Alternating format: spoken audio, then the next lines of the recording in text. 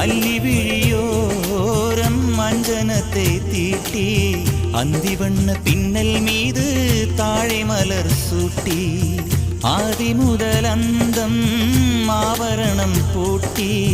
அன்னமிவள் மேடை வந்தாள் மின்னல் முகம் காட்டி கெட்டி மேளம் கொட்டிட மணப்பெண்ணை தொட்டு தாலி கட்டினான் மாப்பிள்ளை.